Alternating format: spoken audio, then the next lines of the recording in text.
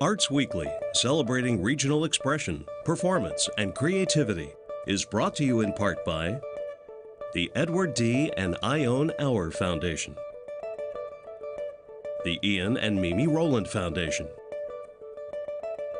the family of Dr. Christopher and Kirsten LaSalle, and the support of viewers like you. Thank you.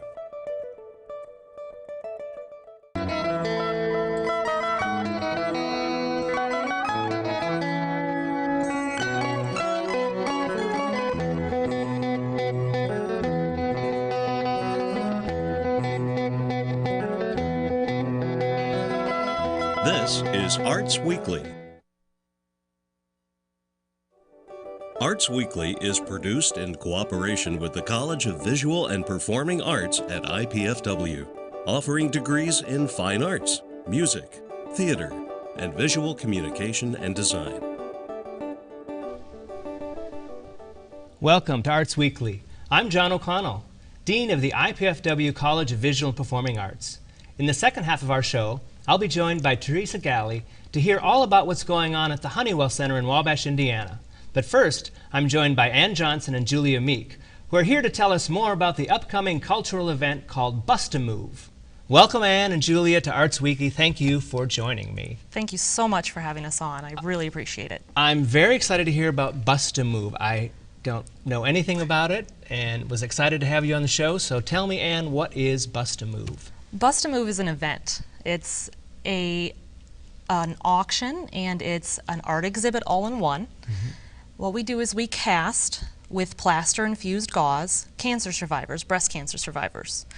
Women from the community that have taken their journey through breast cancer, and we cast their chests, and then we send these casts out to local artists like Julia, and they decorate them. They send them back to us, and then they are photographed for the big event, which will be October 4th this year. And how long has Bust-A-Move been a benefit for the Cancer Services? This is the 6th year, and each year has been for Cancer Services.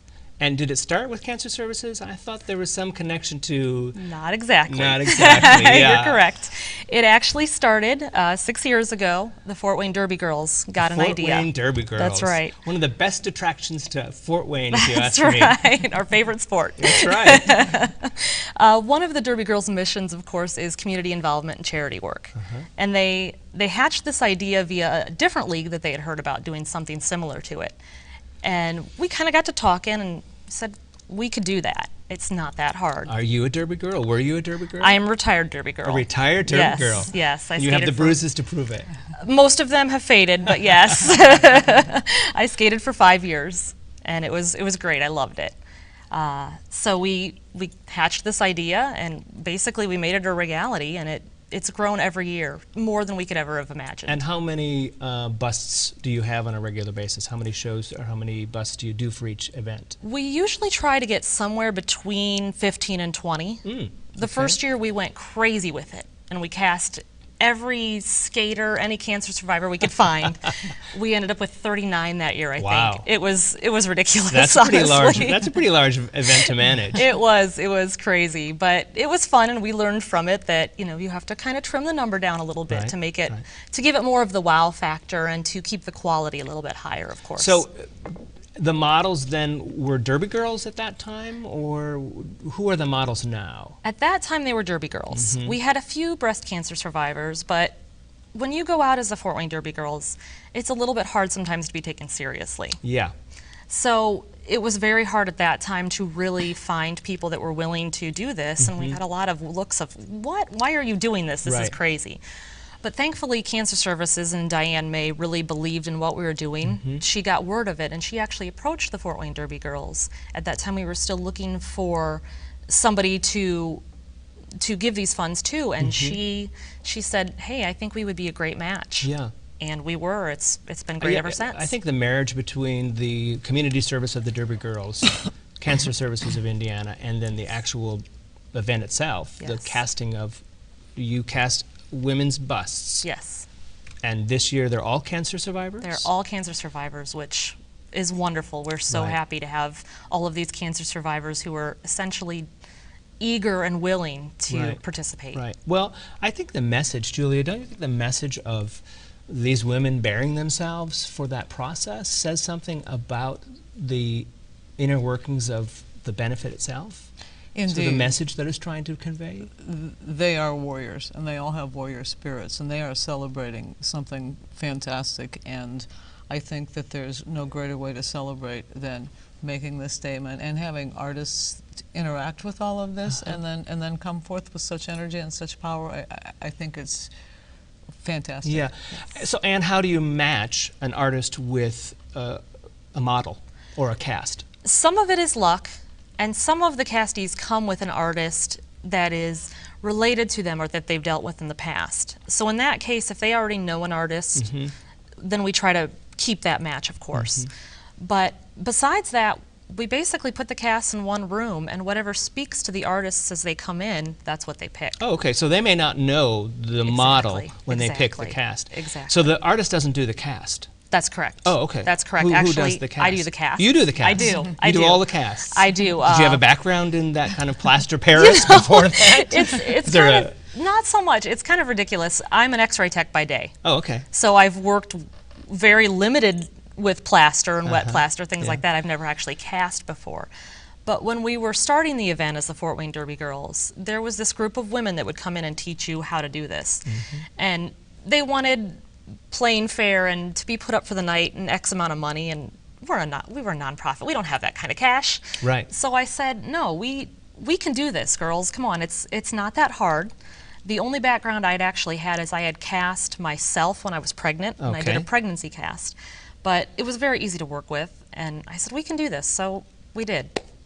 Well, let's move on to look at a cast. I think we've been showing some pictures of some of the artists' work, but Julia is one of the celebrated artists and brought a cast with her. So let's take a look at this beautiful piece. Yes, we want to make sure that stands up. Julia, you did this beautiful cast. Do you want to talk a little bit about it? Did you know the model, or did you pick it in a room like they said? I did not, and in my case, I asked to have a special one chosen for me, and Amber Recker was happy to oblige. This is Anne's co-chair, and I don't think she's a co-caster, but I know she's a co-chair. She's not a co-caster, but she's kind of the brains behind the operation. And she brought me just the most special one. I already knew that I would be doing one of my Leapin' Lizard series to cover such a glorious piece, because to me the lizard is one of the most powerful totems. It's one that I embrace myself, and it's all about survival and intuition, and not only a warrior-like spirit and a fearless type spirit, but being able to detect when some outside influence is very, very harmful to you, and being able to take care of it and walk away from it and walk on. Everything that a cancer survivor embraces is symbolized in that. Yeah, and you mentioned it earlier, and just a couple minutes ago, that it's kind of a shield. Did you use the term yes, shield? Yes, I really do, because I do regard these women as fierce warriors. Warriors. As you have to right. be. And this cast looks kind of like a shield to a yes, certain extent. it does. And to me, it embraces the woman, and also it is her shield. There's a little bit of my thought, basically what I have just said, on the back of the casting that I wrote, just to share my thoughts and the celebration of it. These are very celebratory colors. They're also warriors' colors. Right. Right. And I say these women are sheroes, and I wanted sheroes. to make it. Yes. Nice. Sheroes, I like that. I like it. Indeed. Sheroes. Now, and there are, again, how many busts altogether? There are 20 this year. 20 this year. Yes. And I think there's a brochure or something that people can go online and see. They can see last year's. Oh, last and the year's, last okay. several years, actually. This is the first time we've ever actually previewed a full piece. Oh, okay. Before Really? the night of the event. Okay. And the So it's a night big event deal. is going to be a benefit. That's right. And they will be auctioned, all Yes, in a 20 very pieces? exciting, fun live auction, and it's just a great time. We have music, we have cocktails, we have food, and then all these of that wonderful goes together pieces are well. together. I They would do. suggest you do the food and the cocktails That's right. before the auction. That's right. A That's lot right. of food and cocktails A lot of before cocktails. the auction. Absolutely. Let everyone be looking at them during that part. Yes. Well, aside from all of this, I wanted to say that it's a pleasure to have you on the show, Julia. I am a huge fan of your work on local NPR radio station. And so I would imagine that you might have some musicians involved in this event that Julia will know, because Julia is the encyclopedia of local musicians. If you listen to Meet the Music, you will hear more about local music. It's one of the finest shows our local station has. So, Julia, I really am honored to have you on the show. And thank you. And you also know I love to tell a good folk tale, which is what this is all about. Right. And we've got to say that Ann and I were discussing securing a disco ball, because it's going to be that kind of wonderful A disco ball. It's going to be that kind of party. Fantastic. Yes. Fantastic.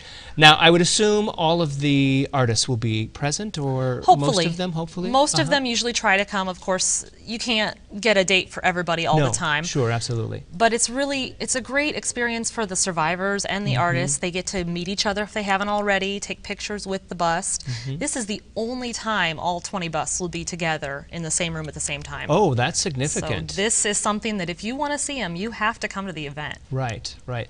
Now, we've shown some images of them. I did note that there were 2 made of wood. Yes. Are they? Is the plaster covered in wood, or is it? The wooden ones, he actually used the cast to make a mold, and then from the mold, he made his wooden sculptures. Okay. So the cast itself isn't in it, but the shape of the cast is still there, and he was very, very careful to stay very true to the form of the woman. Well, they're beautiful wooden pieces. They're all beautiful. They're I amazing. like the eclectic nature of the collection. Yes. I think that's important. That's for what makes it such a special art absolutely show. Yeah. It does. All right, let's tell our viewers exactly the event information. October 4th. October 4th, it will begin at 6. The auction itself will be a little after 6, but come at 6. Get your food, get your cocktails. And it's at the Fort Wayne Museum of Art, It Friday, is. October 4th at 6 p.m. Yes. For more information, you can call 260-484-9560. 260-484-9560. That's right. Thank you, Ann, for joining me. Thank you so Julia, much. it's a pleasure to have you on Likewise, our to be Fort here. Wayne Music Encyclopedia here on Arts Weekly. While we get ready to visit with our next guest, Teresa Galley, please take a minute to view our performance calendar of what's coming up in our area. You can also follow us on Facebook, Twitter, and YouTube. We'll be right back to hear more about what's happening at the Honeywell Center in Wabash, Indiana.